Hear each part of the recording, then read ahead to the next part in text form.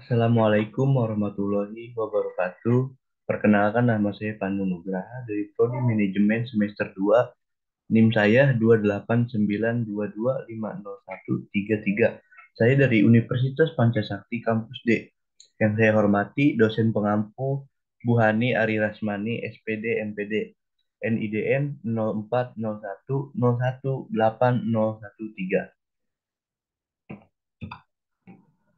Saya di sini akan mempresentasikan ujian tengah semester sosial media. Pokok pembahasan. Yang pertama, ada teknologi komunikasi dan informasi dalam New Economy. Kedua, kesiapan transformasi ekonomi digital. Ketiga, e-dagang di era globalisasi masa pandemi. Keempat, analitika media sosial di era COVID-19. Kelima, penambangan data dan intelijensia bisnis secara garis besar. Keenam, pengelolaan data besar sosial di Indonesia. Ketujuh, ekonomi media sosial di Indonesia. Kita memasuki materi pertama, teknologi, komunikasi, dan informasi dalam New Economy. Satu, ciri-ciri abad 21. Digitalisasi biorevolution basis TI, Don Tapscott. Globalisasi menghasilkan produk berbasis pengetahuan muatannya. Pertama ada di digitalisasi, kedua virtualisasi, ketiga molekularisasi,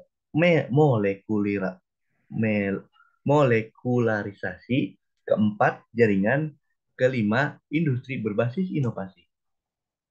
Dua, masyarakat berbasis pengetahuan.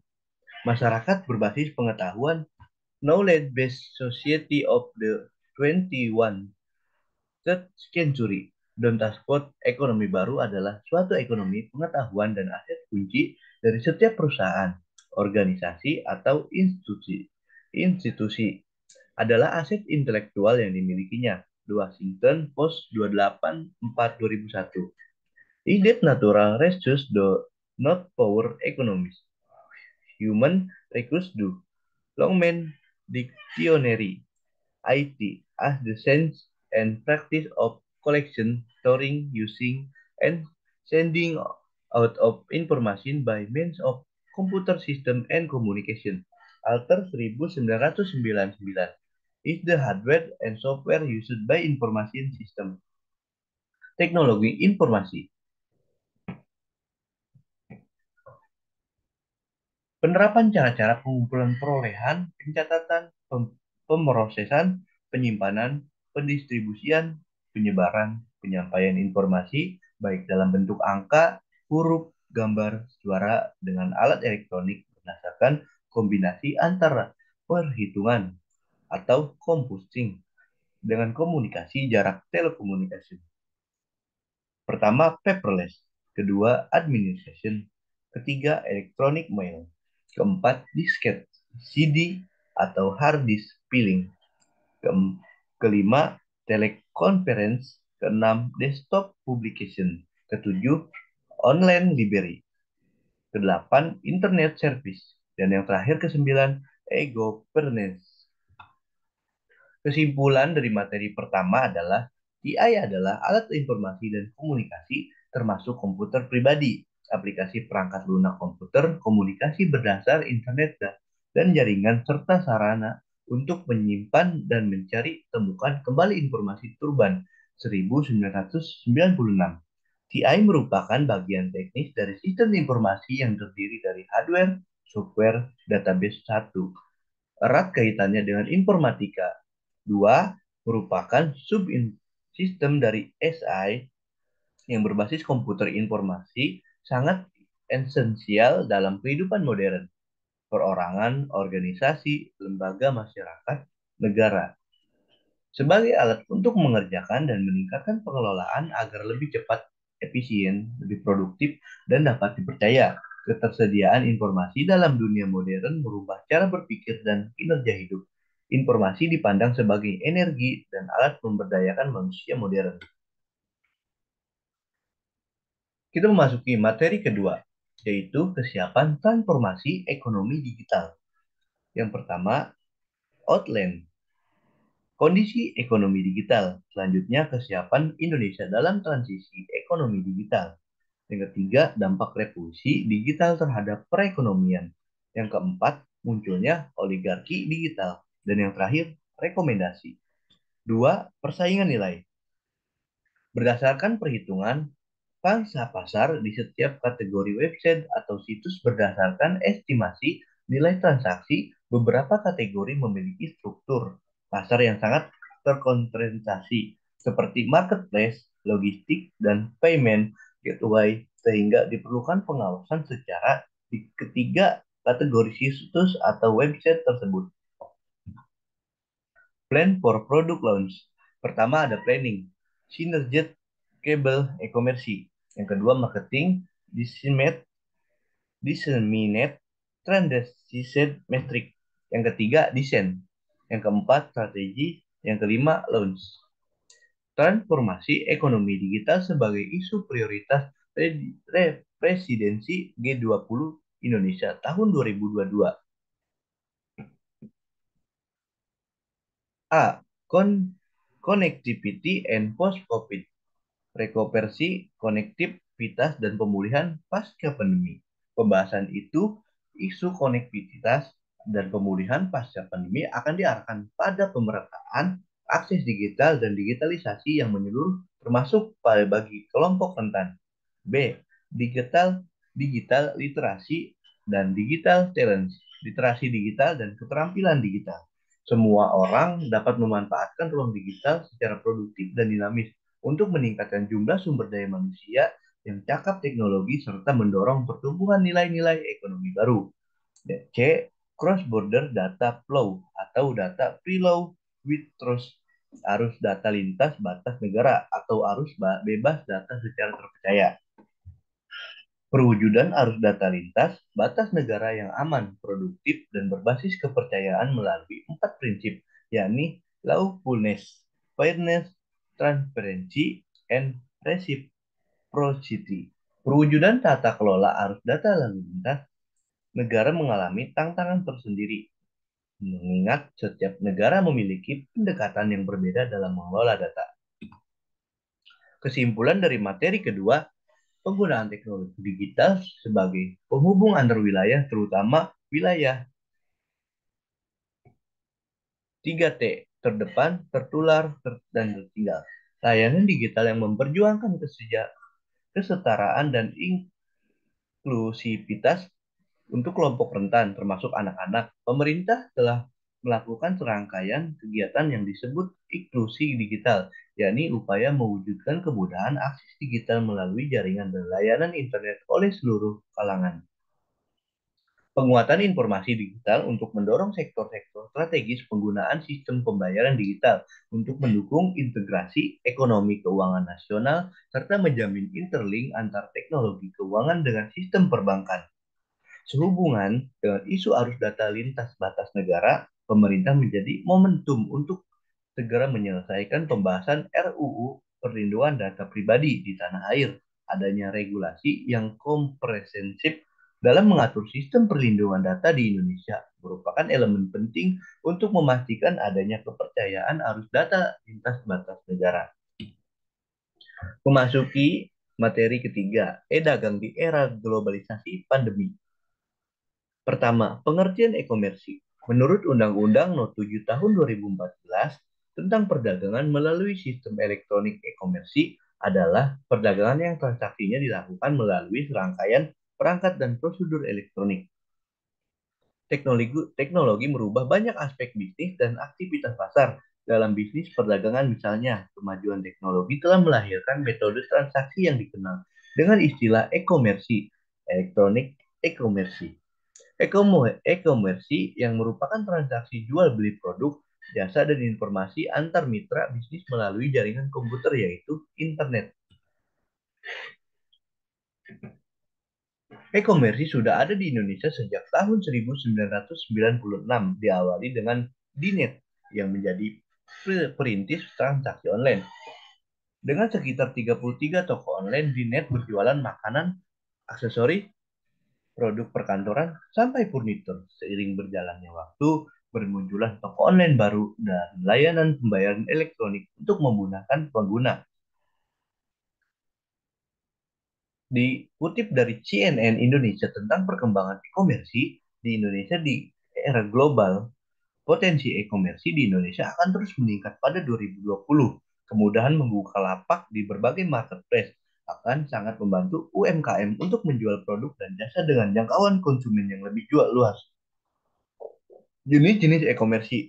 Yang pertama, business to business atau sering disingkat B2B. Yang kedua, ada business to consumer B2C. Yang ketiga, consumer to consumer atau bisa disebut C2C. Dan yang keempat, consumer to business atau bisa kita singkat C2B. Yang kelima, ada business to government atau kita bisa singkat B2G. Dan yang terakhir keenam, online to offline atau bisa kita singkat O2O.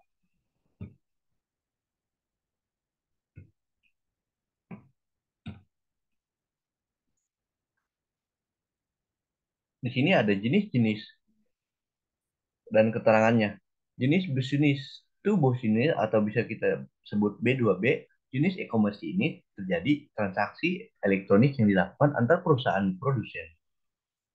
Yang kedua, bisnis to consumer atau bisa disingkat B2C. Jenis e-commerce yang sering dibahas adalah bisnis to consumer B2C di mana bisnis online berusaha menjangkau konsumen individu. Ketiga, consumer to consumer atau disingkat C2C. E-commerce jelas ini sangat banyak digunakan di Indonesia dan sangat populer dikenal dengan istilah marketplace karena bertemunya antar consumer to consumer dalam satu platform penghubung antar keduanya. Dan keempat, consumer to business atau disingkat C2B. C2B atau konsumen ke bisnis ini merupakan model bisnis di mana transaksi bisnis atau kegiatan jual belinya terjadi antara konsumen sebagai penyedia produk atau layanan kepada bisnis berupa perusahaan atau organisasi. Kelima, bisnis to government atau bisa disingkat B2G. Sama halnya dengan konsep bisnis to consumer. Konsep bisnis to government ini perusahaan akan menawarkan jasa atau barang untuk memenuhi kebutuhan pemerintah atau lembaga pemerintah lainnya. Dan yang terakhir keenam, online to offline atau singkatannya O2O.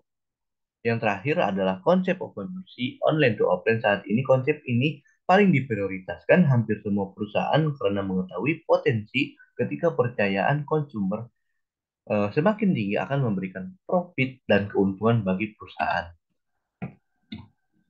Kesimpulan dari materi tersebut adalah pandemi COVID-19 yang menyebar hampir seluruh negara di dunia berdampak terhadap pertumbuhan ekonomi, bahkan sektor bisnis mengalami penurunan drastis, khususnya transaksi manual. Namun, bisnis e-komersi diperkirakan mengalami peningkatan selama pandemi.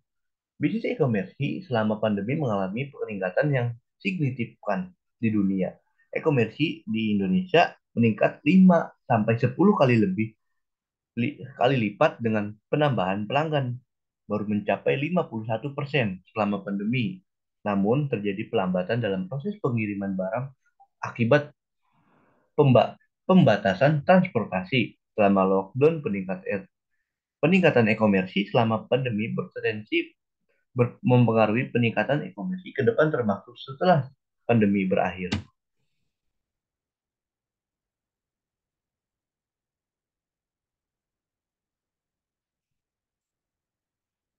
Memasuki materi keempat, yaitu analitika media sosial di era COVID-19.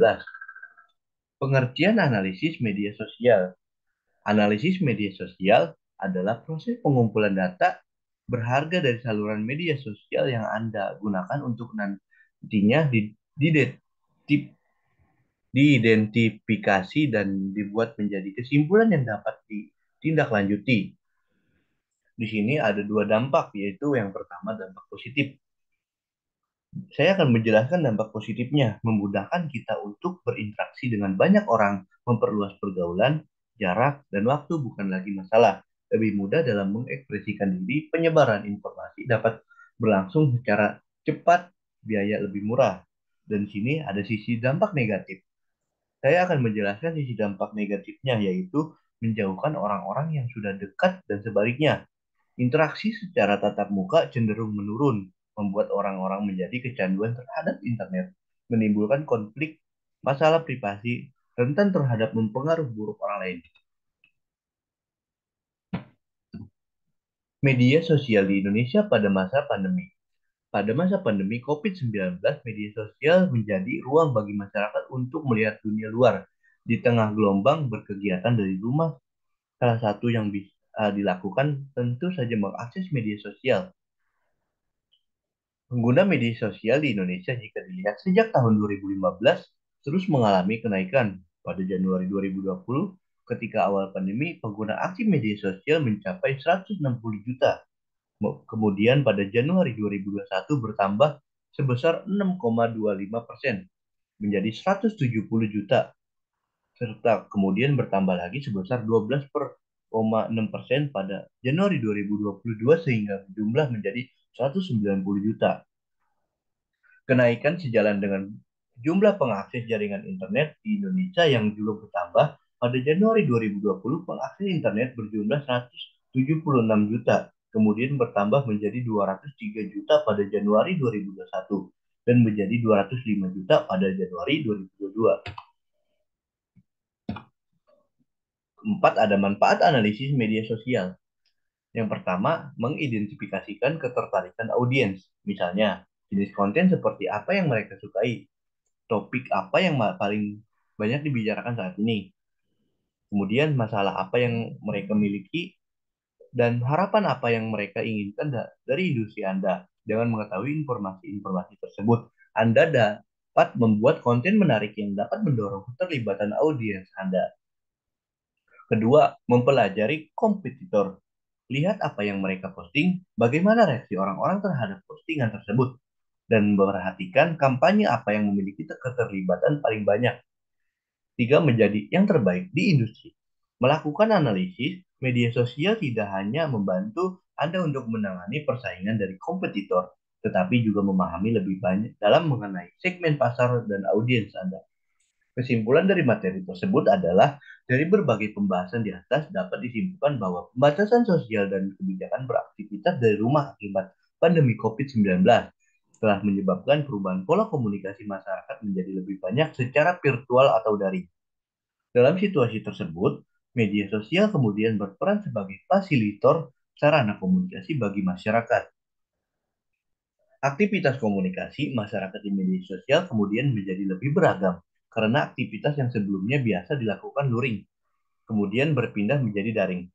Beberapa aktivitas seperti berinteraksi sosial, jual beli, mengikuti tren sosial, membaca berita, menonton video, dan streaming, serta aktivitas bekerja dan pembelajaran merupakan hal yang biasa dilakukan di media sosial pada masa pandemi. Beragam interaksi tersebut dilakukan dalam sebagai macam aplikasi media sosial. Penggunaan dan pemilihan aplikasi media sosial tentu saja disesuaikan dengan kebutuhan dan manfaat yang diinginkan oleh masyarakat. Memasuki materi kelima. Di sini materi kelima adalah penambangan data dan intelijensia bisnis secara garis besar. Pengertiannya, secara umum, penambangan data adalah teknik berbantuan komputer yang digunakan dalam analitik untuk memproses dan mengeksploitasi set data besar. Dengan alat dan metode penimbangan data, organisasi dapat menemukan pola dan hubungan tersembunyi dalam data mereka. Menurut para ahli, Berry, data mining adalah sebuah aktivitas analisa dan data yang memiliki jumlah besar dari menemukan pola, pattern, dan aturan rule yang berguna. Pramudiono 2006 menyampaikan bahwa data mining adalah proses analisa yang dilakukan secara otomatis pada data yang kompleks dan berjumlah besar untuk memperoleh sebuah pola atau kecenderungan yang umumnya tidak disadari. Metode pengembangan data. Teknik data mining adalah metode yang dapat diterapkan pada berbagai bidang. Oleh sebab itu, metode ini perlu disesuaikan dengan permasalahan atau kebutuhan penggunaannya. Ada 7 klasifikasi data mining yang dibedakan berdasarkan cara kerjanya seperti berikut ini. Yang pertama, tracking patterns atau sequencing. adalah melacak pola ada atau urutan peristiwa. Teknik ini berfungsi untuk menemukan suatu pola dan serangkaian kejadian sequence yang berurutan. Teknik tracing patterns dapat mendeteksi sesuatu pada interval tertentu. Yang kedua, classification. Teknik classification memerlukan teknik data mining yang lebih kompleks karena menuntut untuk mengumpulkan seluruh data dari kelas atau kategori tertentu. Misalnya, berdasarkan informasi finansial dan transaksi, Anda dapat mengelompokkan pelanggan menjadi low, medium, atau high credit rates. Ketiga, Association. Association. Association adalah market basket analisis yang berhubungan dengan pemasaran produk. Analisis keranjang bertujuan untuk mengetahui atau mengidentifikasikan produk yang sering dibeli bersamaan oleh pelanggan. Misalnya, ketika membeli snack kentang tertentu, pelanggan juga membeli minum soda kemasan. Dengan mengetahui kebiasaan pelanggan seperti ini, maka perusahaan juga dapat melalui produk tertentu sebagai people as subautis pada marketplace. Keempat, outlier detection. Teknik ini bertujuan untuk mengidentifikasi ketika terjadi anomali pada pola data. Teknik outlier detection berperan untuk menganalisis lonjakan tersebut serta penyebabnya, sehingga dapat memutuskan langkah penjualan selanjutnya. Kelima, clustering. Teknik clustering hampir mirip dengan classification, namun memerlukan label atau grup data yang lebih banyak berdasarkan pola kesamaan. Keenam, regression. Regression bertujuan untuk mencapai pola nilai numeriknya, alih-alih kelasnya hasil dari teknis ini adalah sebuah fungsi sebagai penentu yang didasarkan pada nilai dari input. Procasting. Yang terakhir adalah procasting atau prediction. Teknik data mining yang terakhir bisa dikatakan yang paling valuable karena bertujuan untuk memprediksi nilai yang akan dicapai pada periode tertentu. Dengan teknik prediction, noise data dan nilai pada periode sebelumnya dijadikan acuan atau dasar dari prediksi. Misalnya, berdasarkan data pembelian bulan lalu, Anda dapat memprediksi kira-kira pelanggan akan melakukan pembelian seperti apa di bulan depan. Kesimpulan dari materi tersebut adalah ada penambangan data adalah teknik berbantuan komputer yang digunakan dalam analitik untuk memproses dan mengeksploitasi set data besar. Selanjutnya metode penambangan data tracking, pattern sequencing, classification, association, outlier detection, clustering, regression, forecasting, atau prediction. Keuntungan penambangan data, pemasaran retail, perbankan, atau kredit penegak hukum peneliti. Selanjutnya, kerugian penambangan data, masalah privasi, keamanan penyalahgunaan informasi, atau informasi yang tidak akurat. Kemudian, inteligensi bisnis data mining adalah sekumpulan teknik dan alat untuk mentransportasi dari data mentah menjadi informasi yang berguna dan bermakna untuk tujuan analisis bisnis. Selanjutnya, jenis intelijensia bisnis, enterprise fraud, reporting, ad hoc query, dan analisis, statistik, analisis, delivery, report, NL. Fungsi intelijensia bisnis adalah sebagai sistem pendukung keputusan yang di mana sistem dan aplikasi ini mengubah data menjadi bentuk pengetahuan dan tujuan yang menyajikan berbagai informasi yang disesuaikan dengan kebutuhan setiap penggunanya. Selanjutnya, keuntungan intelijensia membuat keputusan berbasis fakta dan meningkatkan penjualan, mengurangi pemborosan, dan mengidentifikasikan peluang baru. Dan yang terakhir, kerugian intelijensia, harga yang relatif mahal dan kurang aman. Memasuki materi ke-6, yaitu pengelolaan data besar sosial di Indonesia. Pengertian, dalam dunia teknologi, Big Data berarti terobosan baru yang berkaitan dengan mengelola, penyimpanan, dan menganalisis data dalam berbagai format, di mana jumlah data yang diolah, disimpan, dan dianalisis sangatlah besar, dan data yang bertambah dengan cepat. Dari istilahnya, Anda bisa memprediksi apa yang ada di dalamnya, yaitu data yang serba besar, dan melalui proses simpan, olah, dan analisis yang cepat. dibandingkan dengan database sebelumnya. Sebut saja MySQL. Big Data Indonesia lebih unggul secara kapasitasnya. Perkembangan Big Data di Indonesia saat ini berjalan cukup pesat. Meningkatnya banyaknya perusahaan yang besar memanfaatkan Big Data, namun pengelolaan Big Data belum sepenuhnya berjalan dengan baik. Salah satu penyebabnya karena ahli dalam Big Data di Indonesia masih terhitung kurang. Minimnya generasi muda yang mengetahui tentang pentingnya pengelolaan Big Data menjadi salah satu sebab dan diharapkan dapat teratasi untuk beberapa tahun ke depan. Kriteria data yang masuk dalam Big Data Indonesia. Pertama, dari segi jumlah atau volumenya, tentu sangat besar, adapun total ukuran. Data yang masuk biasanya dalam ukuran terabit dan selebihnya. Kedua, bicara velocity atau pertumbuhan data dalam Big Data Indonesia. Sangat cepat data bertambah dengan sangat cepat dan dalam kurun waktu yang relatif singkat. Dan yang terakhir ketiga, dari segi format, data yang masuk cukup beraneka ragam. Data tersebut adalah mulai dari data, tabel, teks, Excel, dan berbagai jenis format yang lainnya. Manfaat data di Manfaat big data di Indonesia. Yang pertama, mampu menyuguhkan gambaran data yang lebih lengkap dibandingkan dengan aplikasi sebelumnya. Jenis data yang bisa diolah adalah data terstruktur. Anda tidak perlu membagi data yang masuk ke dalam beberapa aplikasi karena kuantitasnya yang cukup banyak atau karena ragamnya yang bervariasi. Kesatuan data yang utuh bisa Anda temukan di sini. Yang kedua, beberapa data yang masuk dapat digunakan untuk merancang strategi pemasaran yang bagus sehingga meningkatkan omset perusahaan. Misalnya, data yang Anda dapatkan dari Facebook atau sosial media yang lain akan diolah dengan rigid oleh Big Data Indonesia. Bagaimana tingkah laku dan respon konsumen? Apa saja kepada produk yang mendapat respon positif dan sebagainya. Dari situ, pihak perusahaan menghubungkan tingkah laku calon konsumen dengan database relasional yang sudah ada dari sini. Akan ditemukan strategi dan resolusi untuk perkembangan perusahaan selanjutnya. Yang terakhir, Big Data Indonesia siap dimanfaatkan untuk berbagai bidang mulai dari bisnis, pemerintahan, perbankan, dan sebagainya. Dalam bidang pemerintahan, Big Data dimanfaatkan untuk mempercepat pengambilan keputusan monitoring dan evaluasi. Kesimpulan dari materi tersebut, hingga kini pemanfaatan Big Data di Indonesia dalam bidang pembangunan masih kurang maksimal.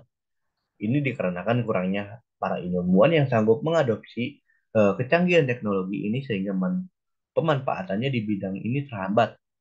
Walau begitu, ada cukup banyak instansi pemerintah yang sudah memanfaatkan kecanggihan teknologi yang satu ini. Dengan Big Data, Indonesia pekerjaan akan semakin cepat selesai. Data yang masuk beragam dan dalam jumlah besar, serta perubahan data yang cepat pun bisa diproses cepat pula.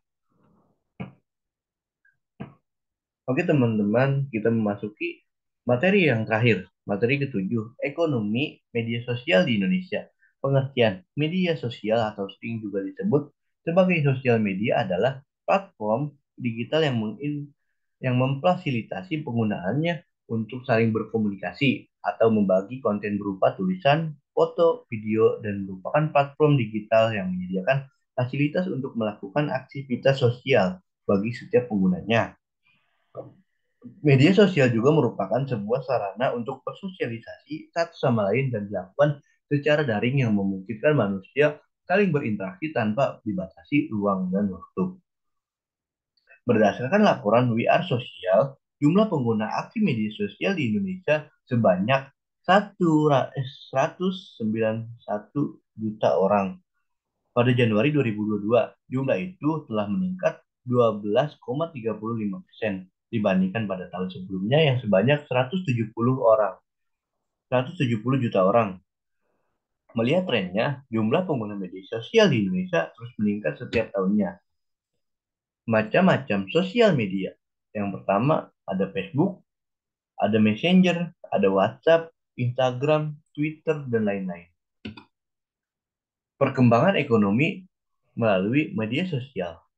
Badan Pusat Statistik BPS pada triwulan 3 tahun 2020 menyatakan bahwa perekonomian Indonesia mengalami resesi dengan pertumbuhan sebesar 3,49%. Hal ini mengartikan bahwa pandemi COVID-19 berdampak pada kondisi ekonomi di Indonesia.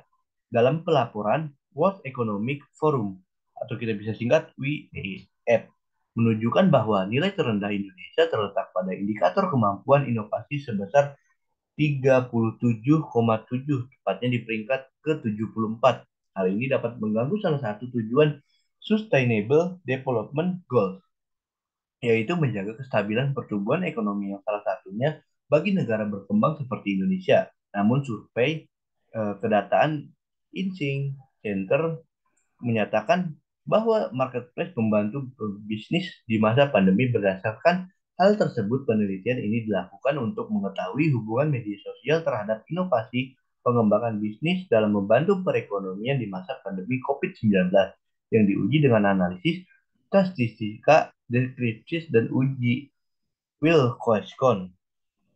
Analisis statistika deskriptif bertujuan untuk memberikan gambaran dari hasil survei terkait pengguna sosial media dan inovasi dalam berbisnis berdasarkan nilai maksimum dan minimum uji Qualcomm dilakukan untuk menganalisis perbedaan pendapatan rata-rata baik sebelum dan selama pandemi serta sebelum dan sesudah pelaku bisnis melakukan inovasi untuk mengembangkan bisnisnya di masa pandemi. Hasil analisis menunjukkan bahwa terdapat perbedaan pendapatan baik sebelum dan selama pandemi maupun sebelum dan sesudah berinovasi. Hal ini mengindikasikan bahwa dengan adanya keterkaitan sosial media terhadap inovasi perkembangan bisnis dapat membantu perekonomian di masa pandemi COVID-19 berbasis digital yang nantinya dapat dijadikan acuan pemerintah dalam meningkatkan sektor ekonomi. Kesimpulan dari materi terakhir adalah pertama, menjadikan media iklan. Internet telah menjadi media penting dalam memasarkan suatu produk melalui internet pemasaran. Dapat dilakukan dengan berbagai cara seperti melalui email, media sosial, toko online, forum, dan sebagainya. Dengan sasaran audiens calon konsumen yang lebih tertarget. Yang kedua, menyediakan fasilitas transaksi keuangan online.